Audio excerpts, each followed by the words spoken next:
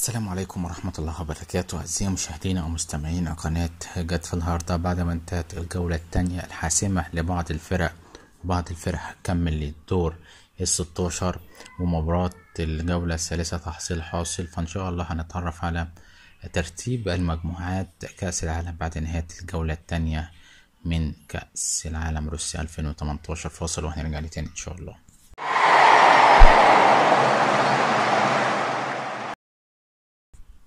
أول مجموعة معانا هتبقى في المقدمة منتخب روسيا وأوروجواي برصيد 6 نقاط، دول ضمن التأهل لدور ال16، بينما منتخب مصر والسعودية في الثالث والرابع خرجوا من البطولة. المباراة بتاعتهم الجولة الثالثة تحصيل حاصل. المباراة التانية المجموعة التانية أسبانيا والبرتغال وإيران والمغرب، مجموعة قوية.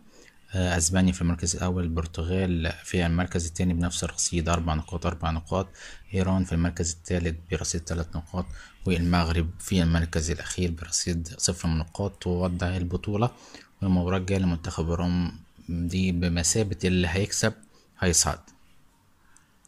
اما المباراة الثالثة تبقى مباراة فرنسا او مجموعة فرنسا والدنمارك واستراليا وبيرو خرج.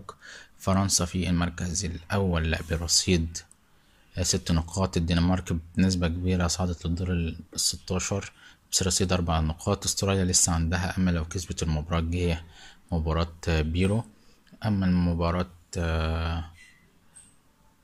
اللي بعد كده المجموعة دال وهتبقى فيها كرواتيا ونيجيريا، بنسبة كبيرة كرواتيا صعدت لدور 16. لسه نيجيريا وايسلندا والارجنتين، تبقى مباراة قوية جدا بين ايسلندا وكرواتيا ونيجيريا والارجنتين، واللي هيكسب في المجموعة ديت ممكن يرحل للمجموعة 16. يبقى كرواتيا في المركز الاول، نيجيريا في المركز الثاني، ايسلندا في الثالث، الارجنتين اخير برصيد نقطة وحيدة هي ايسلندا، ونيجيريا في الثاني برصيد 3 نقاط.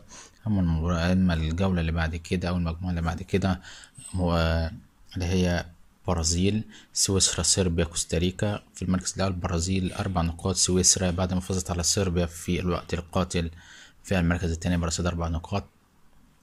صربيا عندها مباراة قوية أمام البرازيل، هتبقى في المركز الثالث عندها 3 نقاط. كوستاريكا عندها مباراة برضو مصيرية مع سويسرا، أو سويسرا مع كوستاريكا، مباراة مصيرية لسويسرا لو قدرت تكسب أو تتعادل ضمنت الصعود. في ترتيب المجموعة البرازيل 4، سويسرا 4، صربيا 3، كوستاريكا في المركز الأخير.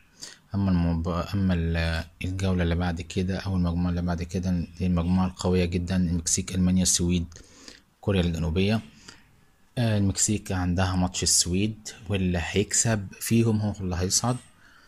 اما المانيا عندها ماتش مهم جدا مع كوريا الجنوبيه فهيبقى تحصيل حاصل. المانيا كسبة الماتش دوت، لو كسبته هتصعد. المكسيك مش عايزه الا نقطه واحده بس. كان في ترتيب المجموعه ديت المكسيك في المركز الاول ب6 نقاط، المانيا تاني ب3 نقاط، السويد التالت برصيد 3 نقاط، كوريا الجنوبيه برصيد 0 من النقاط. اما المجموعه اللي قبل الاخيره مجموعه انجلترا، وديت حسمتها انجلترا وبلجيكا.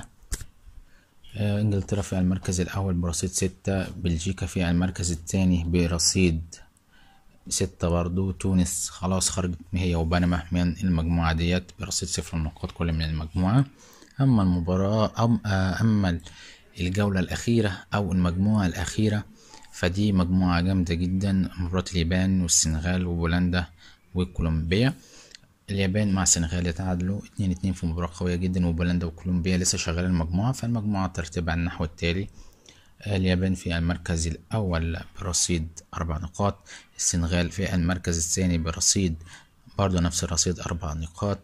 أما كولومبيا فهي كسبانة ماتش بولندا بنتيجة 2-0، فهتبقى في المركز الثالث برصيد 3 نقاط، وبولندا فيها المركز الأخير. في المباراة اللي جاية لكولومبيا تبقى صعبة جدا، محتاجة تكسب عشان تصعد على الأقل، هتبقى مباراتها أمام السنغال. في النهاية لو الفيديو عجبكم أتمنى منكم تعملوا لايك وشير الفيديو وتعملوا اشتراك على القناة، والسلام عليكم ورحمة الله وبركاته.